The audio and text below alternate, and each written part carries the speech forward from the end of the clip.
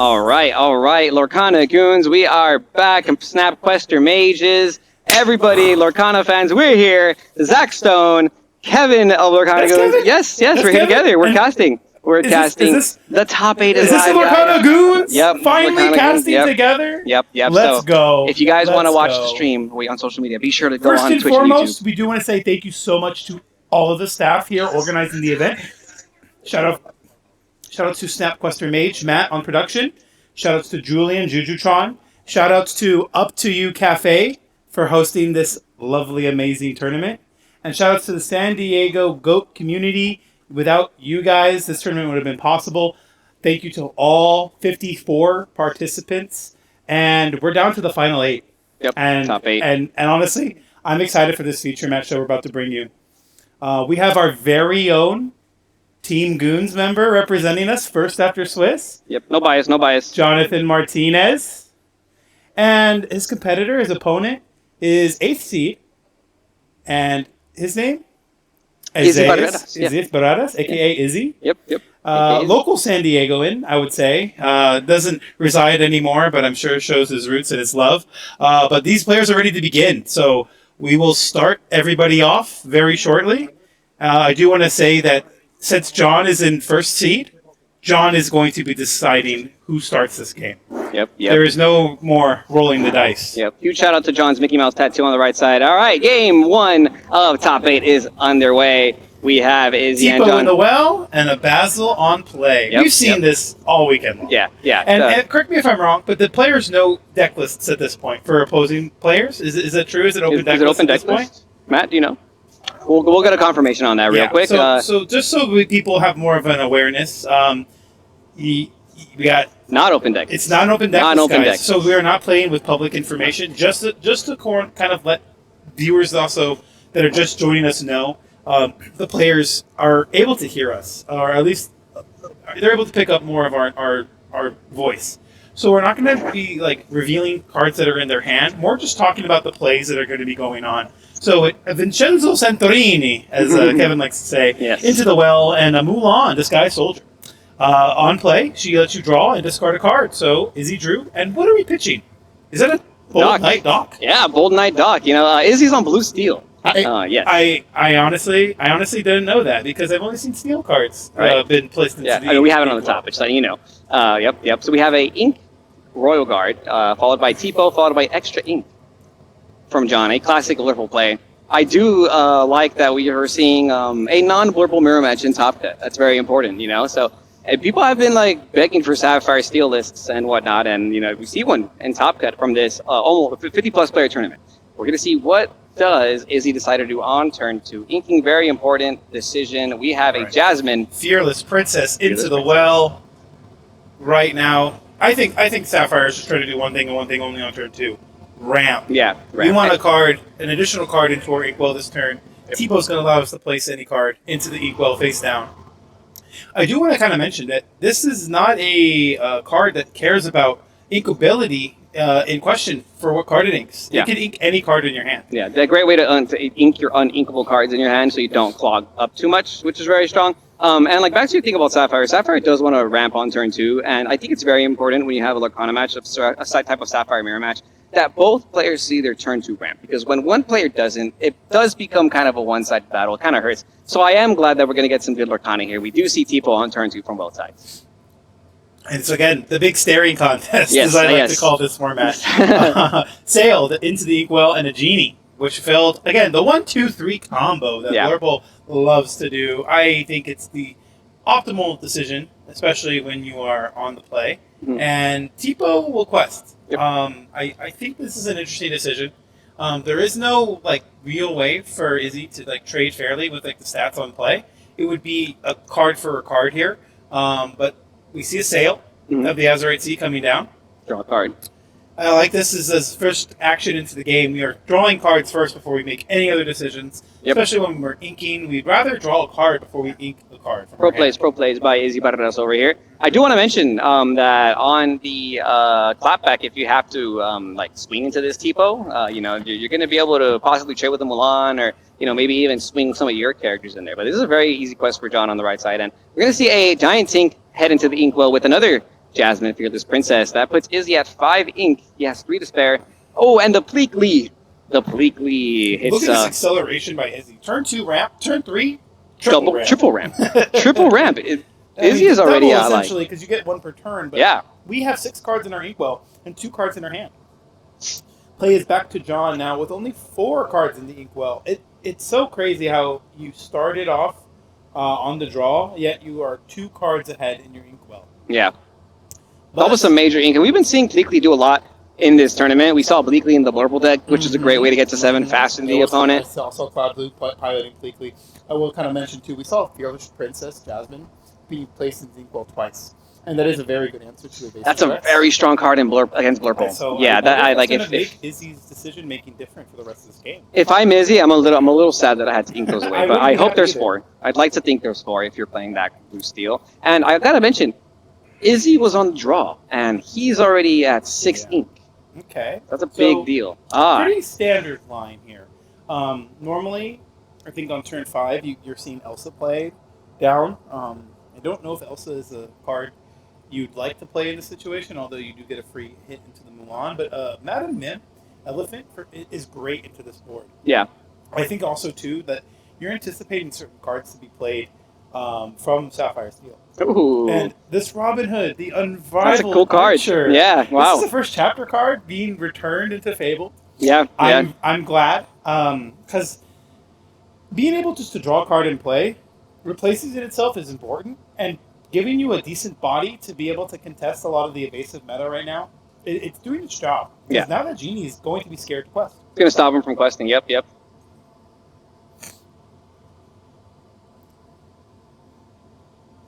Yeah, I like the Robin Hood right here. It's a very easy way to contest this Genie. Doesn't really contest the Elephant, but in combination with Bleakley, it does. And they'll both survive that exchange. So John's in an interesting scenario. He can't quest with Genie. He can't quest with Elephant because he knows that Izzy will get the value. You know, those 4 willpower characters are doing a lot in this Blurple matchup. And Izzy only has 2 cards in hand, but he's already at 7 ink. He's already at 7 ink. Now, we see a Finder's Keepers from John. That's going to let him draw 3 cards. We found some. Yeah. Are we going to keep some? I'm going to come back to this one later. Let's see if we see a 1-cost character as a follow-up. But right now, you probably aren't questing if you're John on the right side. I do want to go ahead and also, just in the chat, say, shout outs to Javi. Let me know if it's still echoing. I'd like to see if we can fix that. But simple Finders Keepers ink pass from John. And Vincenzo Santorini coming into play with 3 damage. The Vincenzo dealing 3 damage right here. That's very, very important if you ask me. I have to admit. And a Beyond the Horizon. I have to admit. Wow. Do we keep them? No, we don't. Yeah, we're not keeping them. Yeah, we're not keeping them. That's why I said what I said. We found them, but we didn't keep them. I did want it to kind of highlight, because I had some inside information into what Izzy was playing. And he did share with me that he's on Beyond the Horizon. Yeah. So I felt like it was coming. I honestly had the sixth sense, is what I like to say. But I do want to kind of mention that, like, we sang a 7-cost song with a 6 and a 3, and not with a 1 and a 6. Yeah. Is it just important that we deal? Well, now we're questing. So I don't know if it mattered now at the end of the day, because we did quest. But it's something to think about if maybe you would have drawn Strength of the Raging Fire. Yeah. Oh, that's true. So, that's a very big point. Yeah, it's a very good point. So I don't know. I also see Strength being very good if you drew it. So that could have been a mistake Izzy made, actually. We'll see. Yeah, because it is a 7-costing together. You can't just use your 1 and your 6, leaving your Bleakley up. Very interesting.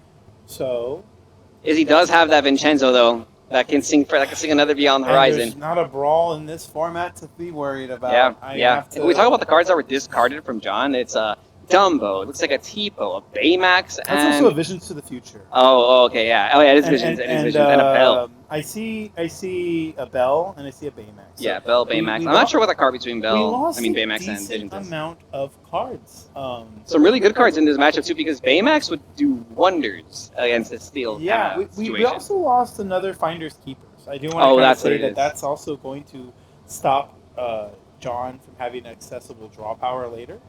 But a Genie does come down, and we have that Robin Hood to worry about. Ooh. I really, really, really think this Robin Hood is doing too much work. It's doing a lot. Yeah. It's such a high strength character in this scenario in combination with your Bleakly that it needs to get hit by this into the unknown. And yes. John recognizes Yeah, that. yeah, because it's not letting him quest. It's literally not letting him quest with his characters. He could even quest with his elephant if he wanted to, and that thing got 7 willpower. So I know. That Robin was doing a lot. Very interesting card, man. It ate up a resource.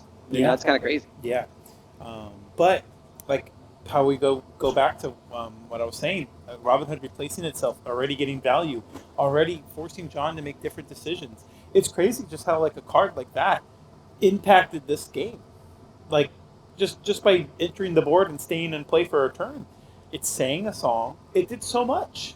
I really like Robin Hood in this format. They really chose the right cards to bring back into the rotation, even though we didn't see a lot of the powerful ones make it. They weren't just like bringing back whatever they wanted. Like they brought that stuff with purpose. Just like this Hades was also returning from the first chapter and removing the ready genie. So that's how you get rid of evasives. You just put them in the inkwell. You don't care. But something I do like to say is thanks for making my uninkable inkable. right. It's kind of crazy though. This Sapphire Steel strategy has been hitting in this purple match because it's been turn after turn after turn of removal. It's been the Vincenzo, the Hades, slowing the game down with the I do Robin. want to say there should be a 7 lore on Izzy's board, and that is something to note here because I think the amount of lore that he's representing for the following turn puts him at pretty close to Lorthal range. Yeah. I think anytime your opponent goes above 10, Kevin, you start to think about what can they do, and the game starts getting a little bit more serious because they're halfway there from winning the game. But Elsa, to tell Izzy to slow down, stop right there. You are not going to get carried away here. I'm still going to be able to stop you from doing anything with your characters. And I'll go ahead and say it. This stops Izzy from questing for a lot of lore too. Oh yeah, he was going to get to like 12 in this scenario. And what's really good too is that now he has a way to set up maybe a situation where he can clear this Vincenzo or Hades, or maybe even take advantage of the Madame Elephant because he was able to quest this time. But I feel like Elsa, Spirit of Winter, another card from the first chapter, seeing a lot of play right now in this metagame. Your Enchanted Elsa stocks are up there, but a second Vincenzo. Santorini. Yes, Santorini, Linguini, hitting the Bordini. This is wild. That's 6 damage already done by 2 7-drop characters that are both questing for 3. Yeah, I very much so agree that Vincenzo Santorini is just kind of here to stay in this format.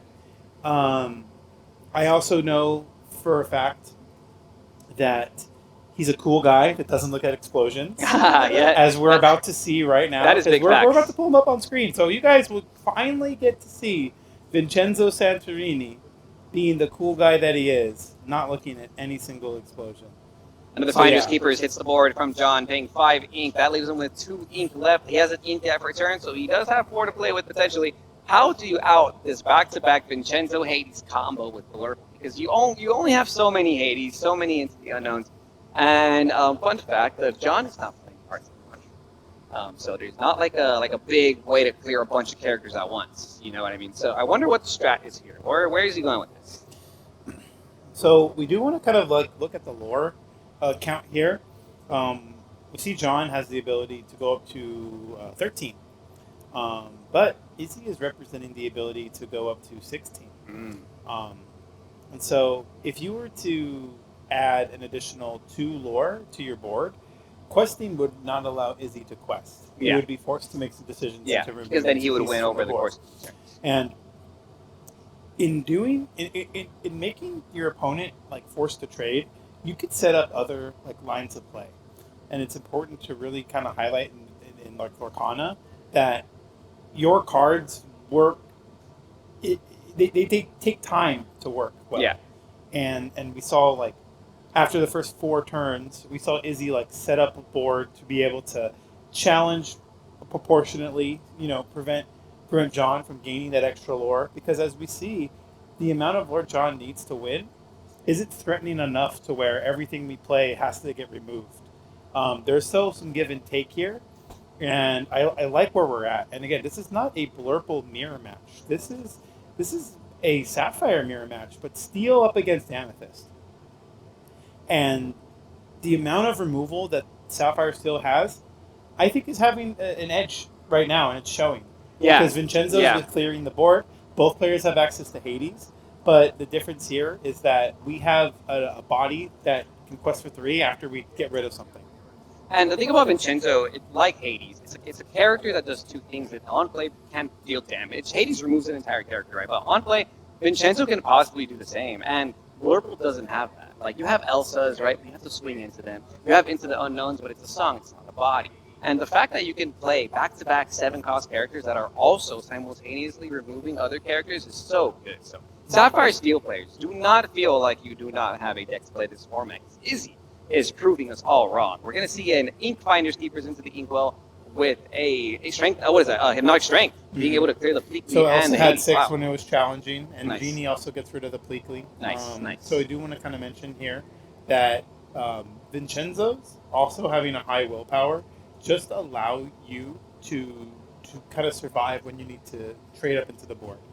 And a third Vincenzo in the hand of Izzy just gone off of this Mulan. Very, very. So there it is! There it is! The Vincenzo, triple Vincenzo Santorini energy. That is wild, bro. Questing Cool for guys 6, don't look putting at Izzy to explosions. 13 lore. They Wow. blow things up and they walk away. I'll Yes. tell you that. Yes. So This guy, this is a cool guy. we now know Izzy's at 13, but look at that. There's 3 Vincenzos on the board. That's 9 wild. more. And a second Elsa from John to freeze the Vincenzo into the unknown. Followed back to back. This is some real Lorcana here. The game's not over. Not The game is at not over. all. John is not backing down. Not at all. This is interesting. So Yeah. he froze the Vincenzos. They cannot ready right now. And Izzy's got Robin Hood with 1 card in hand. So it does allow him to draw a card because we have less cards in our hand than our opponent. And we're inking Aurora. We have 2 for Doc. Uh-huh. 2-2. Oof. Oh, no. Oh, my gosh. It's starting to get very scary here. This is like because- back-to-back power plays from both players. Elsa Oh, into and Vincenzo's, look, into another Elsa and Doc. Oh my He gosh. drew something. He drew something. What did he draw? I see a I quest think from he can Izzy. play it this turn, so I don't know if I'm going to spoil anything, but here it is. Pleakley. Another Pleakley. Pleakley. Using the Mulan Yes. and gaining the lore in the process, going up to 14.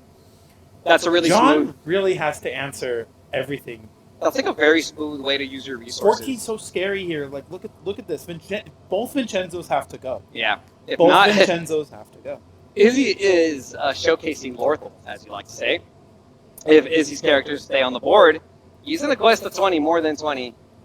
Hey, I really got to point out, that Pleakley is putting in work this weekend. Is putting in a lot of work this weekend, 3 cost, guys. 3 for body. I told everybody in the beginning of this format that it was going to come down to pure stats. The better statted characters are going to do well. And it's very important to just have bodies that can survive challenges. I think people are undervaluing a lot of Sapphire's card pool. And there's a lot of cards, like, again, we see Robin Hood here, checking Genie. But we are so far ahead that now it's a 2 lore quester that threatens potential game. Yeah. But let's go back to John's situation. So John, with it looks like he's got like 9, maybe 10 ink to play with. What do you think John has to have in order to get the job done here and have another turn to play? For 10, I think you need another Hades for sure. Because the Hades just gives you the most tempo to try and win the game. If you Hades here and you remove a Vincenzo, he still has lethal though. Because he's showing 8 lore and only needs 6. So you can Hades and then maybe Hypnotic Strength and clear both Vincenzos. That would slow the game not enough in your favor to possibly win. But and there's nothing. John doesn't see it. John doesn't have it. I don't think it was there either. I think you have like 2 elephants in hand. It's just a little bit too slow of a hand for Blurple when you're playing against like a full board, because those elephants, as strong as they are in the early game, if you don't have board presence, they just make you lose tempo. It does not progress your game state, unfortunately. The low strength characters seeming to have a little bit of a hard time against the Sapphire Steel deck. I know now. We have to go back to the drawing board here. Now John was on the play. Yes. And took yes. the loss. Yes, that's rough. So now the home court advantage is shifted. Izzy's got the ball in his court because even if we were to go to a game 3, we get to start. And we already won on the draw once already, so who's to say we can't win again? Yeah.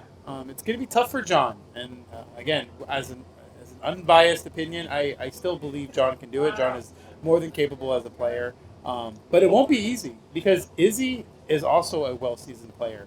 Both of these competitors have had amazing feats. I know Izzy has day 2 to DLC, while John has actually made it into the main event of North American Continentals.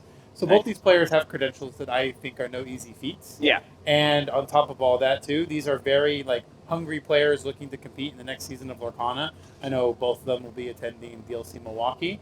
And yeah, being from SoCal too, we just have a lot of tough players to have to play against. And honestly, I think Izzy and John have ran into each other before. So this isn't the first time.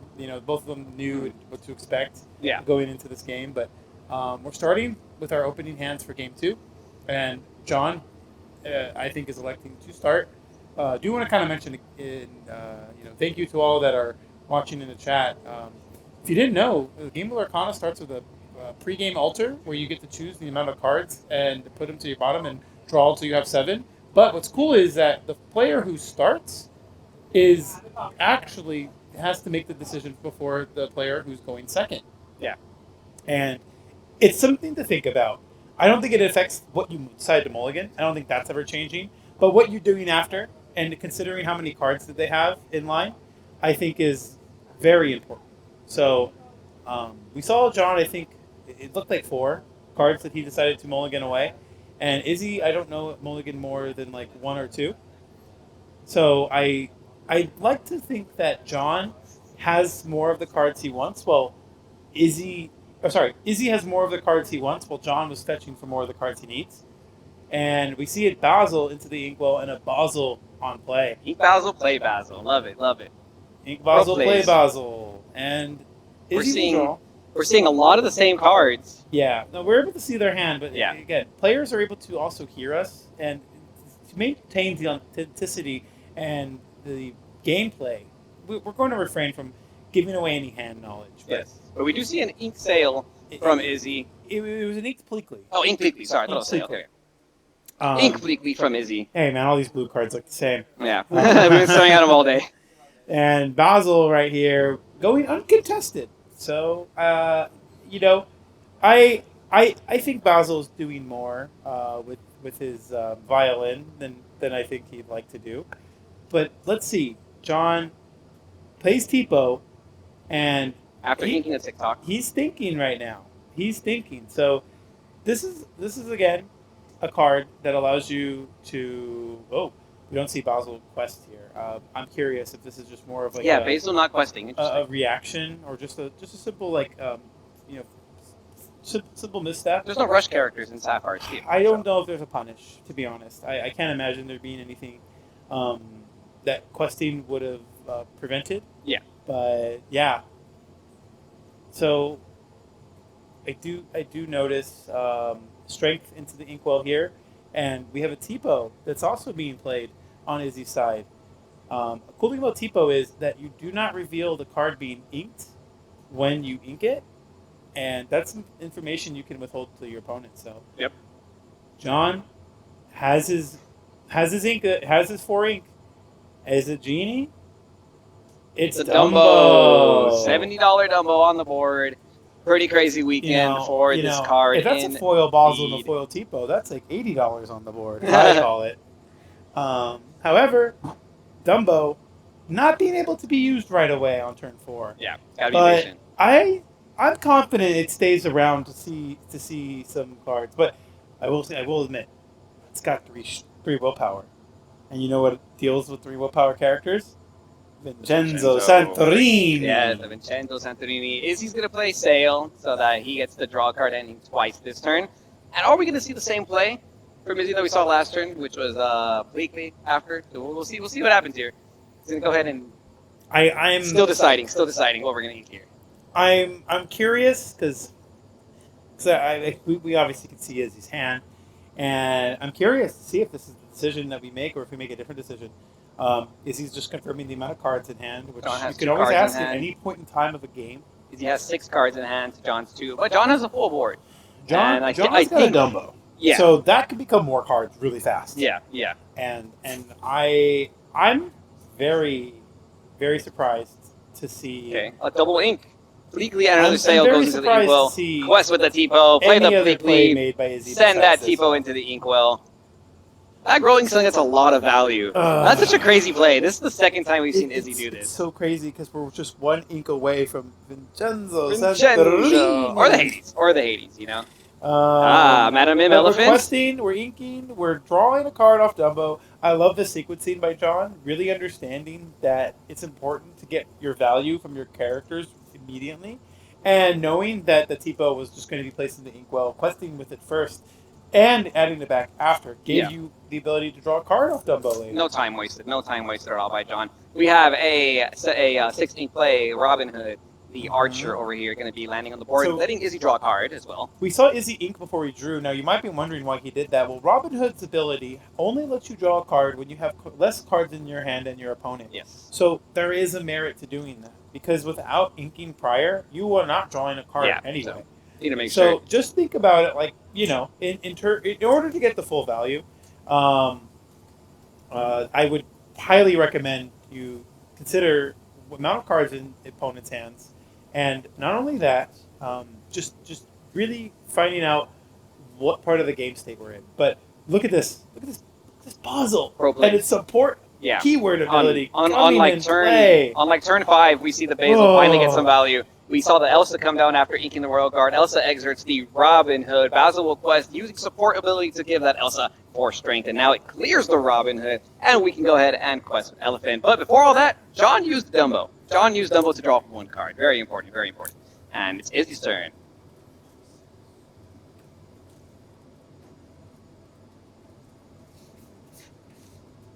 So we have card drawn for Izzy, and he could have strengthened the Dumbo. Well, could he have? I don't know if he could have.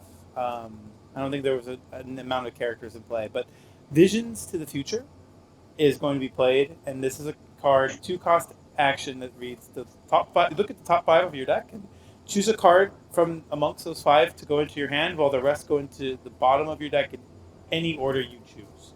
So if he played the Hook and inked the Jasmine, he could have played Strength. I can see that. I do think the Robin Hood does a good job at contesting, but it does lose out to the Elsa Basil combo. So I mean, decisions. Mm-hmm. You know, these are some plays to consider. Again, we are looking at the hand, but we are not necessarily talking about it on stream, just to maintain authenticity for the game. I do believe that these players here are actually able to hear us, unfortunately. So we try not to spill the beans, I would say. Spill the beans. And it's important too that again, the gameplay is kept authentic. So we have, what did Izzy do? Is he looking at his hand? He's thinking, it's his turn. So he's looking at his hand right now, and then the card's right there on the mat, right there. That's the 5 of the choice. So he's still picking from the Visions of the He's really thinking here. He's in the tank, and if I do, players are not timed, I believe, in top cut matches, or if they are, they have a lot more time than they normally would. Yeah. But we do want to just kind of go ahead and let the audiences know that it's important to have maintain a proper pace of game while playing the game. And there are times to think, and there are times to more be fluid with your plays. And they've both been playing at a really good pace. And no, not to say anything about this game. Of course. I think they both understand that these are very important decisions to be made. And you got to take some time. This could be one of the last 2 turns that we have for this game. They could be that critical where the wrong card selected ends the game versus it going on for another 4 or 5 turns. And you also have to kind of think about, too, the cards you're seeing from Visions of the Future are cards you will not see for almost the rest of the game because they go to the bottom of your deck. And the Jasmine, Fearless Princess. This is a card that on the board. Izzy did not get to play except face down last game, but we finally have it in play.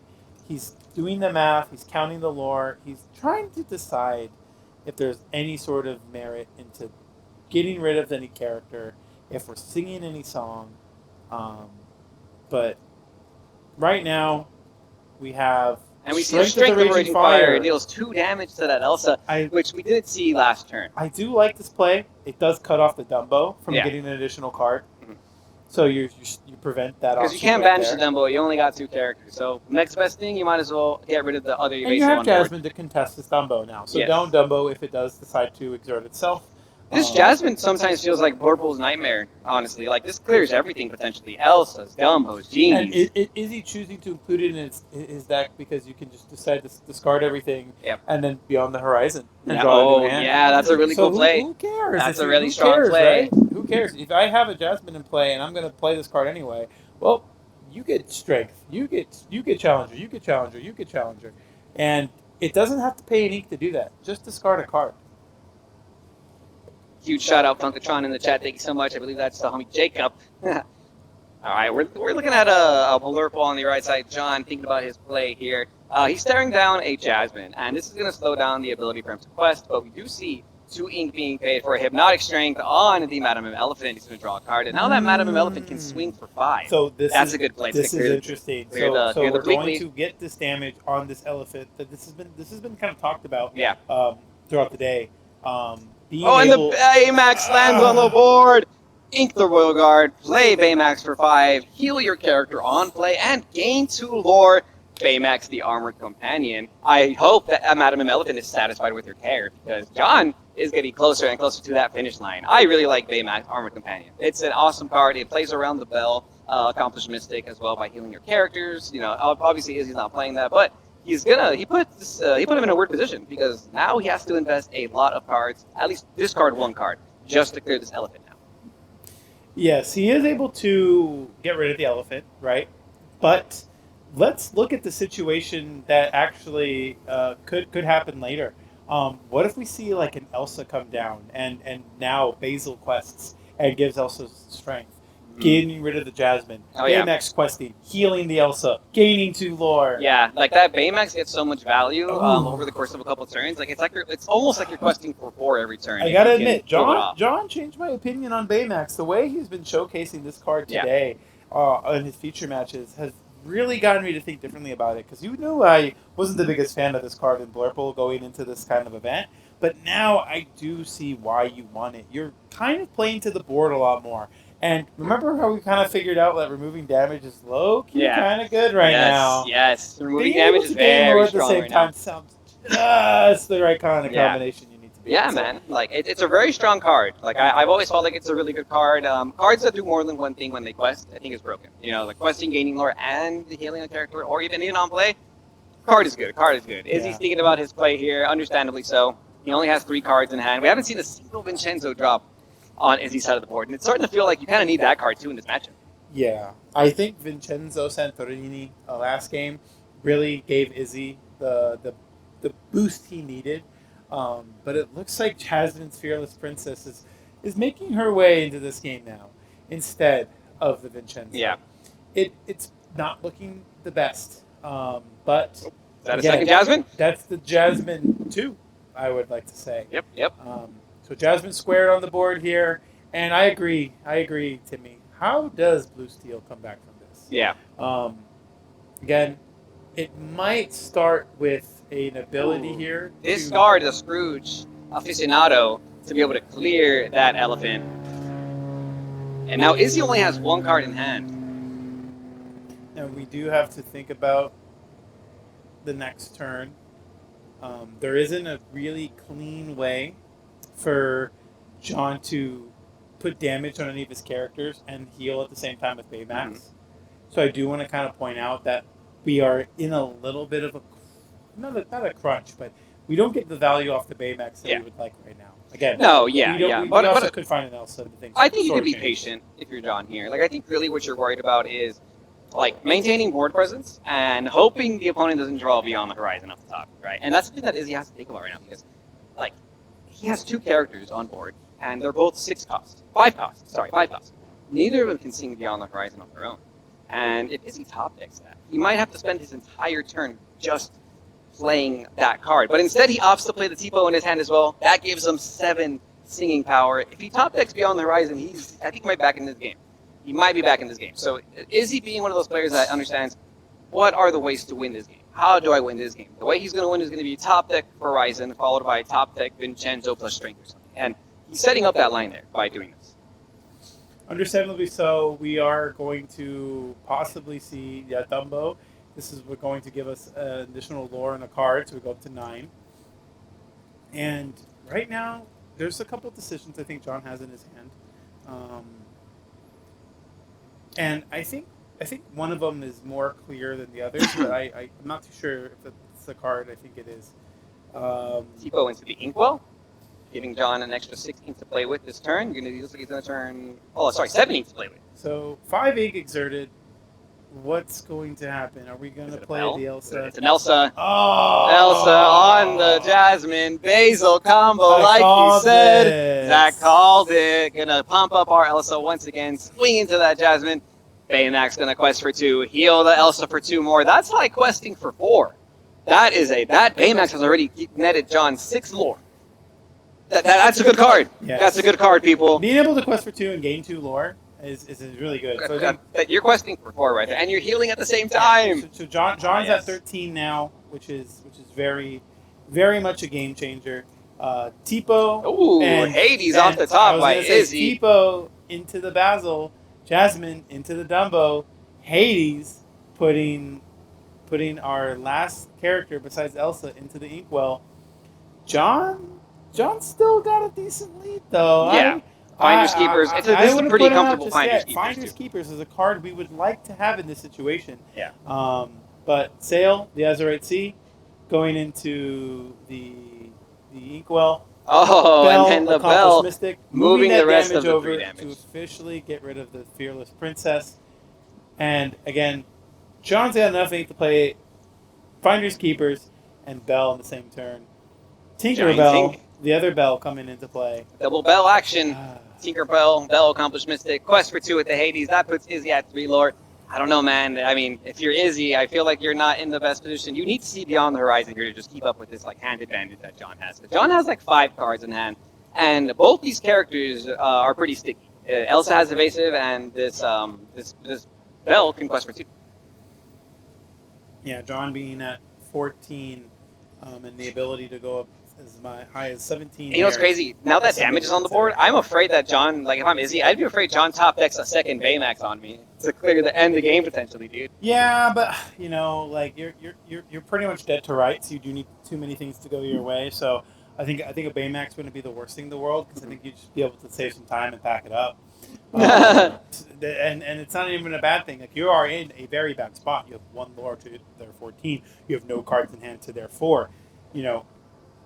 Thankfully, there's 2 and 2 characters. You're even there, but I can say that ink is also more in John's side here. That 10 plus ink, the ability to go to 11 with this turn, or maybe even 12. I'm not sure. It looks like there's 10. So the ability to go to 11 ink, being able to play a 7 and a 4 if he had it, it's insane. 5 ink for Elsa, the Fit Spirit, Exert, your Tinkerbell. And now we're going to see, 6 ink left over on John's side of the board? Maybe he drops a TikTok? Yeah. John has 5 ink, but can ink to go up to 6 more ready to ink this turn. Oh, it is 5, yes. But we see a Hypnotic Strength in John's hand. Now, this could be an answer. We are seeing another character, potentially. Is this going to be what I think Bell. it is? It's another Bell. Another Bell. Bell, the Accomplished Mystic. And we are getting rid of the Tinkerbell. Wow. With our Elsas. Yes, that was a cool play. Move 2 damage, swing twice. And look at this. John has given himself the position to win the game next turn. Yeah. Even if the Bell, Accomplished Mystic. What a card. Beyond the Horizon! Finally lands on the board after this whole time. Draw 3. Flying high on a Hawaiian roller coaster ride. Oh, a dock? Discard strength? Dock, discarding the strength and drawing 2 new cards. It is interesting. And because Izzy scoops it up. Izzy drew another dock, but it just isn't going to do anything. No, yeah. It just looks cool. I just think that Beyond the Horizon was a little too late there for Izzy. I think you needed to see that 2 turns ago when you established some singers or a full board. But we're going into game 3 and our first match of the top 8. I do want to go this tournament. ahead. I do want to report. I think we had some matches finish. Yeah, we did. We did. The Amber Steel won, Amber right? Steel If I'm won. mistaken? Amber Steel won. So Amber Steel is in the top 4. Mhm. Do we have any other matches finished that we can report on? Well, I mean, we can watch the Amber Steel match. No, it's okay. No, but we'll, we're just trying to we'll get do it some after. feed We'll watch it updates. after. But yeah, no. So Amber Steel also Yes. took down a victory in the top 8, moving on Yep. to the top 4. Our very own Team Lorcana Goons' Chris Yes. Martinez, Yes. aka his cousin. We just you saw him. Saw him in the last round. He's just been facing Blurple on top good. I think he's pretty happy about that. I heard him say it all day. I just want to play Blurple. I just want to play against Blurple. And he got to play against Blurple. Towards the end. Yeah. I'm seeing him put in a lot of work with that Amber Steel. That top deck Horizon. Yeah, to me, it was a little too late. A little too late for Izzy right there on that top deck. But that's kind of how you're playing Sapphire Steel right now, man. You're inking your hand away. You're playing some bombs, and you're hoping that you see Doc or Beyond the Horizon. Maybe even Desperate Plan. I don't think Izzy's playing Desperate Plan. But maybe even John's gonna have to fight now, going on to draw. I think for the first time this match. Yes. So what are some things John's gonna have to do? Because when Blue Steel gets to play, like we're gonna see turn 1 drop, turn 2 Tipo, turn 3 Pleakley, or we're going to see a lot of acceleration on Izzy's side of the board here. So and there's a lot of cards that John isn't playing that I think would be good in this matchup. Like I don't know if he's playing them, but I haven't seen at least like Iago's. I think Iago's are very strong in this matchup. Even though Strength of a Raging Fire exists, it doesn't seem like Izzy's playing any other actions. I don't see any fire cannons. I don't really see many ways to just choose a character or something. My gosh. Did he just make an appearance? Stitch? Yes, the Rockstar Stitch. And we have a Rockstar Stitch, Matt, foiled out. And we do want to give Brought a to you by special Lorcana shout out Fran. to the Lorcana Fran. Shout outs to you for designing the foil etching on the mat. It doesn't come that way, by the way. Yes. I didn't see my mat that I won coming with this little No, foiling. definitely not foil. Where's my foil set champion, Matt Ravensburger? I'm asking you directly. There's some glitter on the guitar strings too. John had to break out the mat for game 3, if you noticed. I think he needs some. I think he wants a little bit of that Rockstar Stitch energy here as he has to play on the draw against Izzy's Sapphire Steel deck. Now I think if you're John, jamming, yeah. Now I think if you're John, I think you really want to see a 1-cost character to contest potentially his 1-cost characters. Maybe you want to see. You need Tipo. And like I said, I don't see Iago in his list, so, at least not so far. Again, Izzy putting back 5 cards, keeping 2. I did talk about earlier that you are getting some information when you do find out what amount of cards your opponent's keeping. Now, if you could assume what 2 cards he kept, what would you assume? If it's not a Sailor or a Tipo, then what are you doing? Yeah. Okay, so I'm assuming he already has at least one of those. And honestly, I think it might be another form of acceleration. I don't see a reason to keep anything else. It's not John only Tipo, keeps Pleakley, Sail, or is there any 1-drops on Izzy's side? Is he playing Captain Hook? He's playing the Mulan. Playing Mulan? Yeah, probably Mulan, right? Because I don't you want see any Pleakley reason not to keep any of those. But if it's not Tipo, Sail, Mulan, or Pleakley, what are you doing? John kept the 1 card, and it's kind of the same thing minus Pleakley, right? So John actually put back 6 cards, kept 1 card, which we can assume is a ramp, right? So we're about to start this game 3, round 1 of top 8. Lurple versus Sapphire Steel. Izzy's going to start the game off inking looking like which card? The inking decision is probably one of the hardest decisions in Lorcana, especially turn 1. And we it's see a Tipo Growing Sun into the Inkwell. We're passing. No 1-cost character. No Mulan. So again, my opponent kept 2 cards, inks Tipo and passing. That tells me that they got a Tipo or a Sail. I don't see a reason why it wouldn't be. Yeah, and sometimes I even think Tipo more so, just because I feel like they're conserving hand. Like their hand would have to, Tipo would have to be the only inkable for me to think that was the only Tipo in the hand they inked. And an ink 1-cost, play 1-cost by John here, asserting himself the dominant player on the battlefield with a Basil. So again, Izzy putting Pleakley into the Inkwell, playing Tipo, like we talked about, how you're more than likely going to have another one.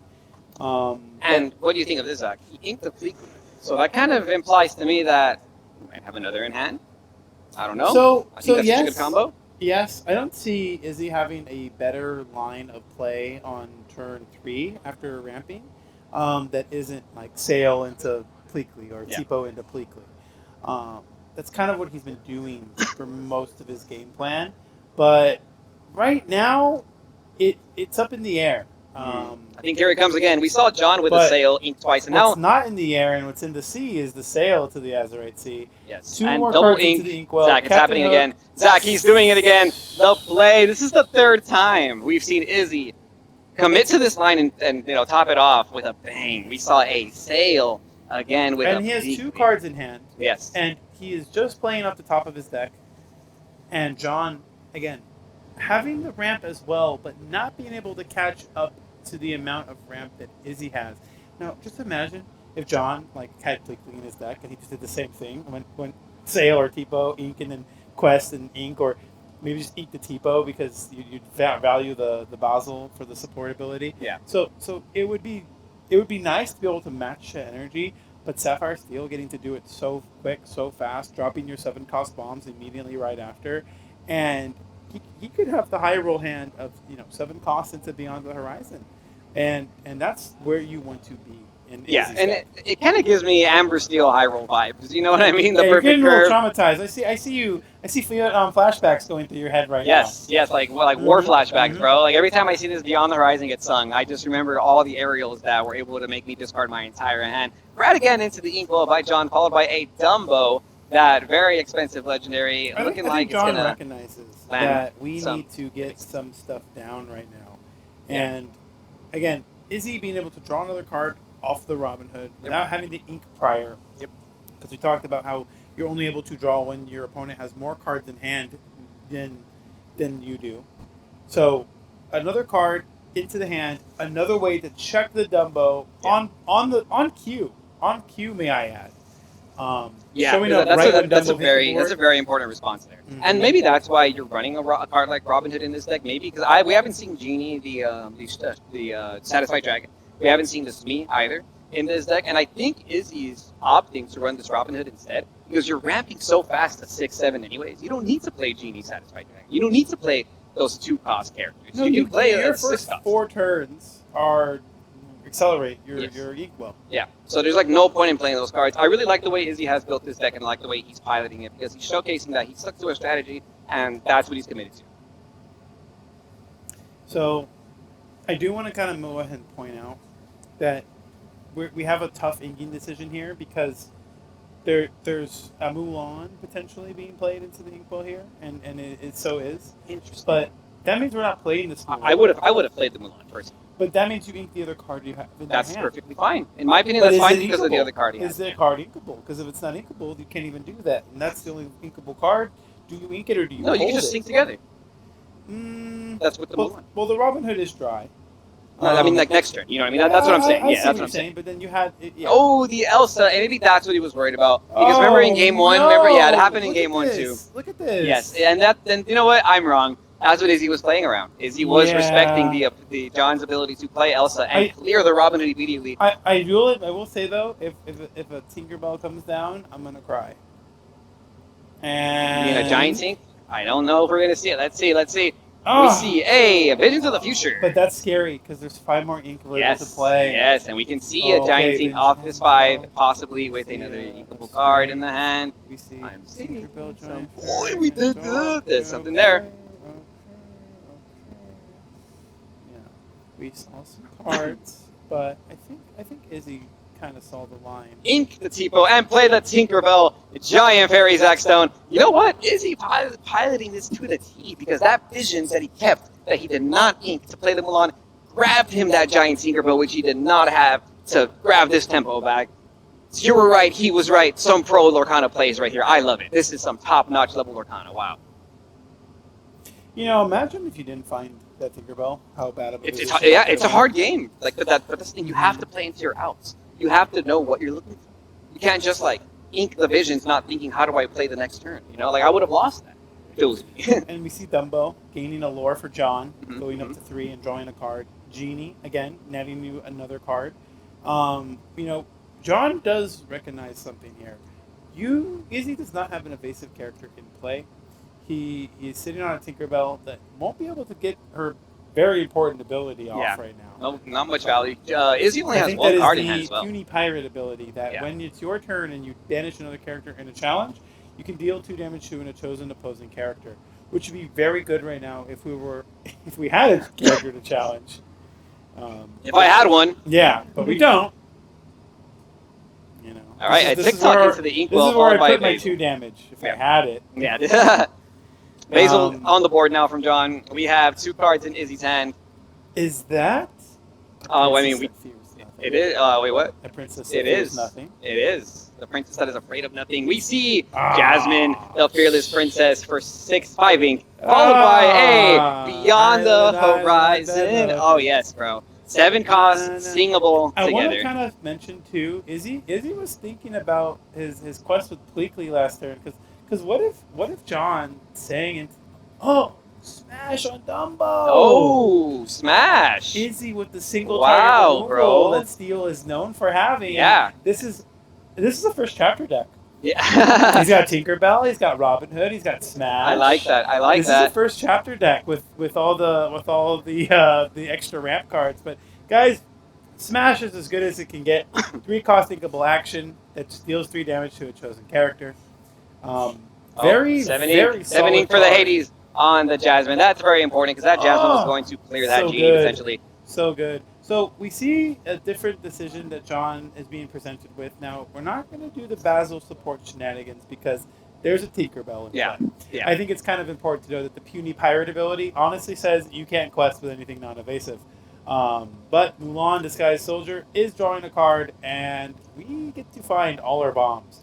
Now remember, we play a lot of ramp. Yeah. Yeah. But once we ramp, we don't need it anymore. Yeah. So Pleakley into the discard pile, Scrooge McDuck onto the board, the aficionado of antiquities. Yes. Yes. 4 cost 5/5 with 2 lore. Does not have evasive, unfortunately, so he cannot swing into this genie. But it's a very hefty body, and I think Izzy just wants to try and secure some tempo right now. He knows that both him and John are getting pretty close to even in hand advantage, which honestly must feel pretty good if you're against Blurple, because Blurple is known for just being able to maintain constant hand advantage. And I think that Beyond the Horizon kind of leveled the playing field. I don't know if you noticed, but John just carded like 4 or 5 cards when he did that. So I think that was a very strong John move. being able to ink and playing that Basil, that's like getting like full max Yes. value. Kind Yes. of like basically saying, oh, this is okay if you Beyond the Horizons me Yep. now. It was good getting the 2 cards out of your hand and not losing them into the discard Yeah, pile. and he thought about it too. He thought about it for a while. Yeah. Like, yeah, Because so. these players have had time to see them play their decks out and see the cards in their deck. And this is why the best of 3 is very, very good for the game. You get more time to get information. You get to make different decisions. You don't lose game 1 to something you didn't expect and only get 1 more game to redeem yourself. Yeah. You get 2 games in a best of 3, and I love it. It's rewarding. I always feel like 2-game formats, like when you went 1-1, it's so much unfinished business that I honestly want to play against everybody I split at a DLC with this next season, and I want to see who really wins. You know, I really want to get down to it. That's so funny. But And yes, to me, I always thought about it. If I didn't 2-0, then I wasn't trying hard enough. and now with the 2-game format, Ooh. sorry, now with the best of 3, you still can feel that way. Yeah. Oh yeah. Because yeah. you can still Hold 2-0. yourself accountable. Take a look at this, Zach. An Elsa Basil combo happening for the second time in this game. This 1-cost Basil that was played on turn 1, Elsa getting so much value. Elsa turning it sideways, Yes, giving bro. the Hades the strength. Exert the team. Because now Bump your Hades. Basil doesn't have to worry about the puny pirate ability. Oh. John questing for 2. I really think Izzy losing his fearless princess is changing the way this game is played. Oh yeah, yeah. Because that Jasmine Fearless Princess is like, it's like built for this matchup. Like if you can ramp into that card in this matchup, they can't quest with anything. Like literally, they can't quest with anything, and that's kind of what you want because you need to get into your Vincenzos. You need to get into your multiple 7-cost bodies so you can keep singing your songs, keep drawing off Beyond the Horizon. We're gonna see a Pleakley swing into this Basil. 2 damage on the Pleakley, 2 damage into the remainder of the Hades with the Mulan. That's an even trade there.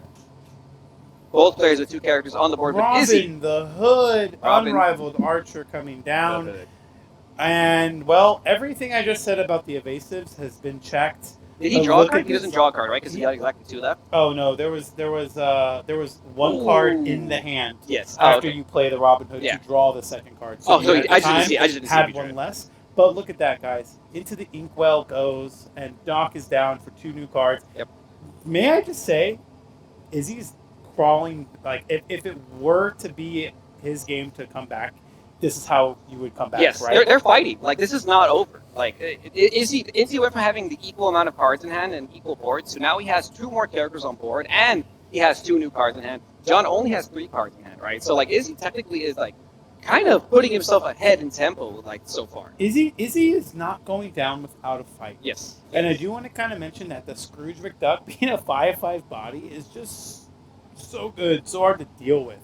I also know now too that Basil isn't enough to get rid of the Scrooge with an Elsa. You need something else. You need more. Yeah. But I wonder if John has the big Elsa, because that's going to be something he needs to kind of come back for this game. But we'll see.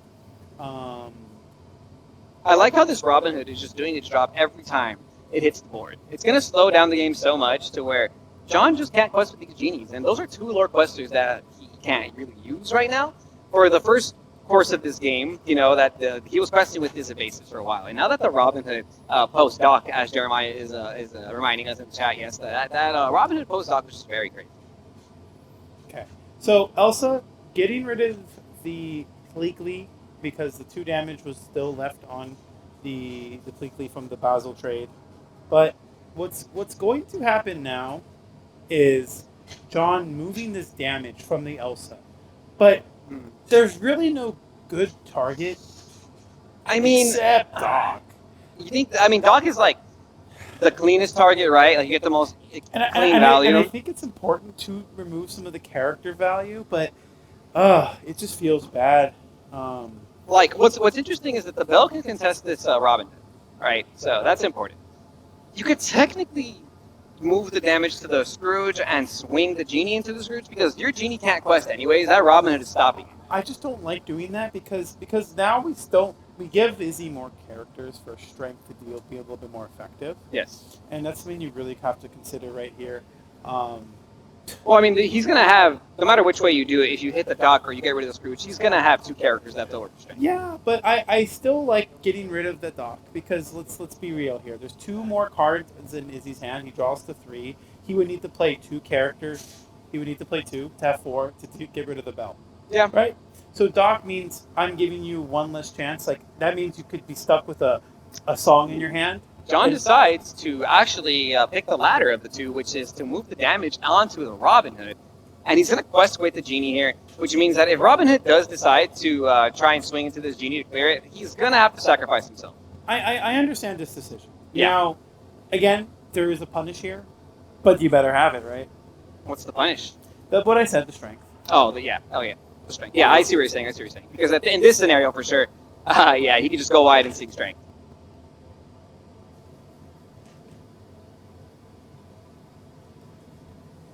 Visions. Where can we see the results? We'll have the results posted up a little bit later, probably on Is there Snapcaster a Mage melee Twitter. link for people to follow?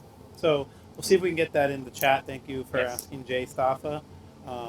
So Izzy again with a very important decision. Visions He's of the getting future. to see the future. Yeah. He has the visions to the future here. Yep. I just want to go ahead and also mention too, to those that are just tuning in, we are finishing the last match of top 8. This is the 1st seed versus the 8th seed. Yes. It is a slobber knocker of a game, so make sure to check out this VOD and go Yes. to the beginning. Some real high quality Lorcana. No, like honestly, great. I'm going to shake both these players' hands. I know them personally too, so Yeah. I would shake these hands. And I do want regardless, to take a moment, Zach, to give a huge shout out to these players. We both know them personally. I've known Izzy since like basically high school. I've known John for almost 2 years now from playing Lorcana. Well, we have some personal biases here. We're trying to keep ourselves composed, obviously. But this is some good matchup, man. Like, it sucks to see 2 friends duke it out, but these players want to be champions. Both going to Milwaukee, both stressing with their Sapphire decks. You can see Izzy literally there. No, and honestly, Izzy's got the face of a true card game player. Yes. He is stressed. He is not having a good time. But the goal is to win. Yes. The goal is to win, and you have to think very long and very hard. These are decisions that The Enchanted Haze! these are decisions that I think you can make very quickly. But something that is quickly going to happen is a good clearance of this board here. Yes. So Izzy again is accelerating his game state, being Yes. able to now again, like you mentioned, moving the damage onto the Robin Hood, might have made a bigger impact in removing the stock because we see how Yeah. the rest of this turn played out from Izzy. There was no strength to worry about. Yep. But there was a Hades that did get rid of that genie, and there was some more gains. So I think Izzy is now at 8 to John's 10. So we have to consider a race factor here. Yeah, Izzy's catching up. He has 2 cards in hand. John does have a little bit more hand advantage, and he just got ramped by the Hades. But now might be the time for these Hades wars that we've been experiencing all weekend, where one player drops the Hades and the other one drops the Hades, and they just keep going back. I just want to say the line again when 2 Hades go back to back. Hades, Hades, please. Yes, that's a good one. Oh my goodness! And props to Izzy for having the Enchanted Hades on the second week of Fabled release. A man of great taste, and honestly, I knowing how John can get John can just as much flash his expensive cards, but John just taking a step back from blinging it all out. I do know John used to kind of foil out everything before, but it's a lot to have to do every set. I do talk about how I'm thankful that Fable was a lot of reprints and not a lot of new cards for me not to have to fetch and cold foil. Yeah. But probably the most important turn that John has had to have all day. Yes. long. And so here's the thing about Lorcana that I love, Zach Stone. I feel like oftentimes you get into this pivotal moment in the game as a player, in like almost every game where you have to make a decision, and that is going to sway how this game goes. And this is a turn for John. He ends up paying 16 for a TikTok, inks the Finders Keepers, quest with the Elsa. I think he just needs a big body to contest these boards. I think we're just playing to our outs here. It's obviously not the most efficient turn of our ink. We only are using 6 of it instead of all 9. John with only 1 card in hand. Izzy just dropping bodies. Yes, Tinkerbell, Captain Hook, questing for 5, putting him at 13 with 5 cards on the board. And there's 8, 10, 11 lore. Sorry, 8 lore to have to remove. Izzy with enough lore on board to quest. Lorthal. Izzy's in Lorthal range. Lorthal range, indeed. And honestly, the amount of the two Enchanted just kind of standing out here. Let's take a moment to appreciate the artwork here for the Hades and the Tinkerbell. Very, very awesome Enchanted artworks. But now going back to the game, because we are near the end. Yeah.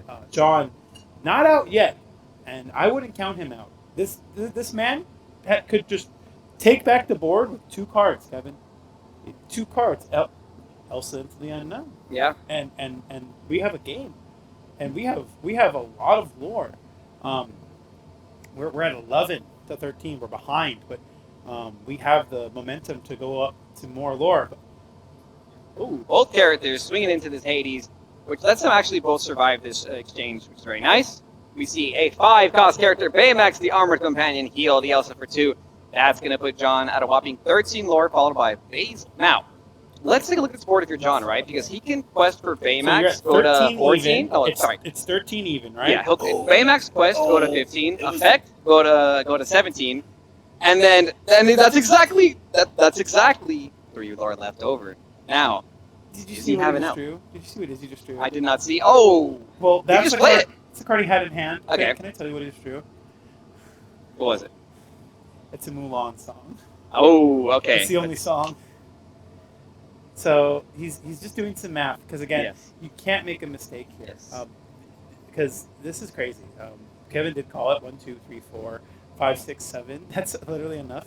But 3 damage plus 4 or 5 from strength is From also the Vincenzo. enough. That's 1, 2, 3, 4, 5, 6 going up to 19. Oh. If Izzy didn't have any way to remove anything, John won next Yeah, turn. no, Izzy needed a removal. Like, if But there he was had no the removal Vincenzo. there, John would have won. So drawing strength was more of an assurance, more like a guarantee.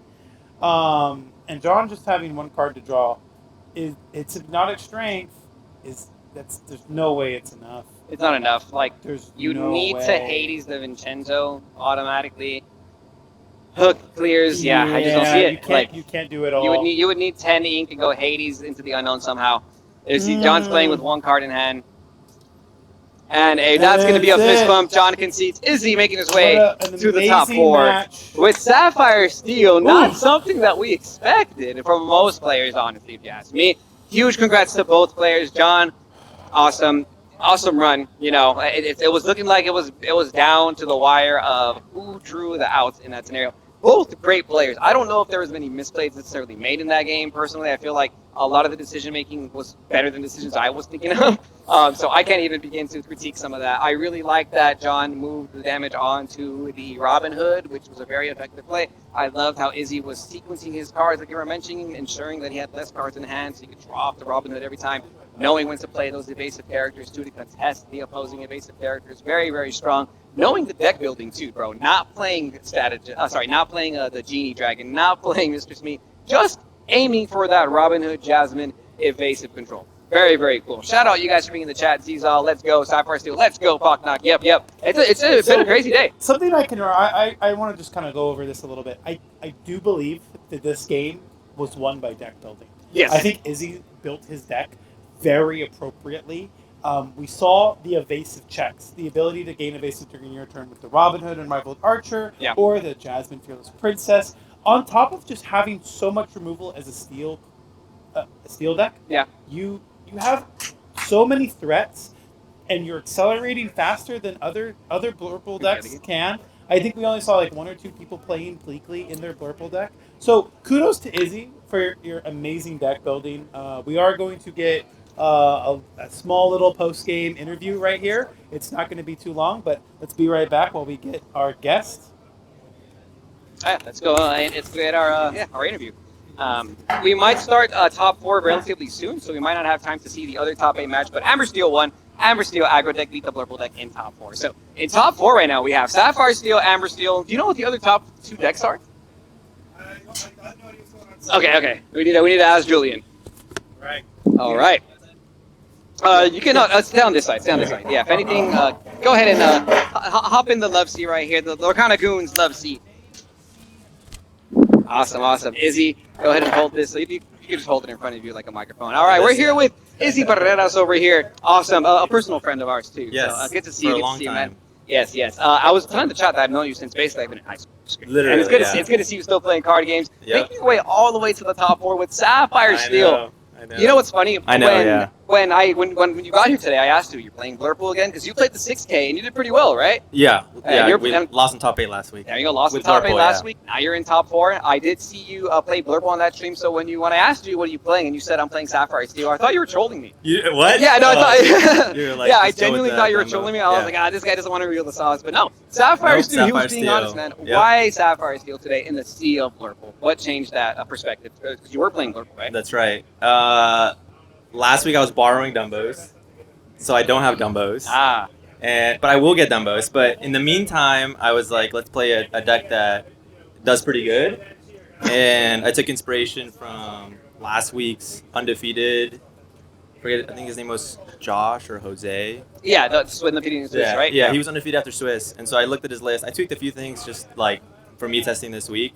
It's a Dumbo-less list, so if you want to not play Dumbo, because it's expensive, you can play something like this. That's really cool, man. No Dumbo, no problem. You know, yeah. if you can't join him, you got to beat him. Exactly. Yeah, It's a tempo deck. Okay. It's a tempo deck. Yeah, I really like Sapphire Steel right now as a tempo deck. I like that there was like no nonsense. You weren't playing anything kind of cheesy, like one jump ahead. I didn't see anything like Scar in the deck. You know, it just seems like you're playing 60 good cards: Vincenzo's, Jasmine's, Dots. Exactly. Beyond the Horizon. Tell me about that decision, because I feel like people were not playing that card until just this past week. Yeah. I think it's so in a meta where everybody's being greedy. Like last week, the top tables were pretty much all Blurple, and they were on like Radigan, Four Finders. It's like everybody's being greedy. They're holding their hand. Like I want, in Blue Steel, that was actually one of the changes I made. I put in 3 Horizon. He was on 2. Yeah. Wow. And so it's like you ramp to 7, and then if you find Horizon, you can, you use it for your own card draw. Yeah. But if they've been greedy and played Finders, because they feel like, oh, there's no threat on the board, like he's only going to quest for 1 or 2. Yeah. They Finders draw 3. They have 5, 6 in hand. Horizon reset the board state. Yeah, and I think we did see that in one of the games. Game one, yeah. Like, John drew a lot of cards off the Finders Keepers. Exactly. It was literally best case scenario. He ended up inking and playing a Belt to minimize his hand in that game Yeah. too, but he still had like 5 cards after that Yeah, report, yeah. and you were able to hit him with the Beyond the Horizon. Yeah. And like I feel like that happens a lot, especially like you said in a format Yeah. that's playing all these crazy cards like Yeah. second starter to right. Exactly. You know. Okay. And then in terms of like other cards or additions you'd add to your deck, is there anything you would change so far, or do you like the way the deck's been piloting? I think the Scrooge and the Jasmine and the Robin Hood, so the 4, 5, and 6 slot is interchangeable. Like Baymax is really good Interesting. if you're meaning like the ratios are interchangeable. Okay, So okay. I expected a lot of Blurple today, so I put in 4 Robin Hood and 3 Jasmine, and I elected to drop the Aurora down to 2, just so I could. Whereas the Jose or Josh was on 4 Aurora, so my thought process there was on if I ramp to 4 or 5, I want to drop Jasmine and Robin Hood to contest the genies. Okay. The way you lose with this deck is if they go genie on 4, genie on 5. Yeah. And you're like, all right, I lose. Yeah. 3 smash. Okay. Three- Okay. yeah, Talk a 3 little bit smash. about. We have a question in the chat actually. What has been the best cards for you so far today? And are there any cards that have been underperforming? I would say the best card is Pleakley. Yeah. Oh my goodness. I mean, Yeah. he turns the deck on. Yes. And No, that then- line is crazy. Turn 2 Yeah. Tipo, turn 3 Sail into Yeah. a Pleakley. Yeah. You're at 7 ink by 7 like ink. turn 5 or 4, right? And then you drop Hades or Vincenzo next turn, and then Seeing Horizon the following. Ooh, Yeah, I like that's that. the line. How do you not just go for Horizon? Well, I'm at 14 on Inkables. Oh, okay. The Mulan is overperformed. I would say the Hook is the one underwhelming card because I haven't played. It's been Purple Seal, and then the rest purple. Not a lot of Amber Steel aggro right now. I'm playing it next. We'll see if it comes. You might be playing it next there, right? They are in top 4 We'll see if it's too. relevant. Yeah, man. Last but not least, I gotta have you touch up on that Robin Hood evasive thing because you kind of said they're interchangeable. From the looks of it, in that Blurple matchup, I would say you need those 4 Robin Hood. Yeah. That card, like you said, they win when they go Genie. Yeah. When you played Robin Hood on John, which Yeah. John's a great player, he could not quest with his Genie. Yeah, like, exactly. It just Freezes turned it the off. board, yeah. And you're ramping to 7 so quickly with this Pleakley combo. It Yeah. just makes so much sense to not play Satisfied Dragon Genie, to not Agreed. play the Smee evasive. Like Yeah. that's what I was pointing out. Would you agree you Yeah. don't play those cards? No, exactly. Yeah, and it's super relevant that Robin Hood draws you the card because you're ramping so fast. Like seldom do you have less cards than your opponent, even when you go second, because you triple ramp essentially.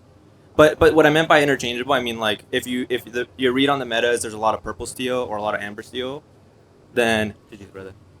If you read on the metas, there's going to be a lot more low to the ground decks. Then that's where 4 Scrooge would be better, right? I Because see. you only ramp to 4, play Scrooge to contest the board, and you don't do the additional ramp. Yeah. So that's Kind of what messing with the ratios a little bit. Yeah. Okay. Today's all Blurple though. Awesome, man. Well, any shout outs before you head on to prepare for your top of course, 4? man. Shout out to the Goons. Yep, Shout out to anyway. my boys, the 4 Horsemen. Shout out to Derek for letting me borrow Dumbles last week. He didn't want to sell them to me, but yeah. Well, I mean, I gotta play Chris now, so we'll see if. Yeah, man. Good see luck how that out. Just goes. like old times. Just like old times back in the day, right? literally. That's cool, man. Appreciate Well, it, good luck, Izzy. Yeah, hey, if you need some Dumbos, we're still going to be here by the time the tournament's done, so we got them for you. I don't know. No, not yet. We're building up. But good luck, Izzy. Guys, we have top 4 on underway very soon.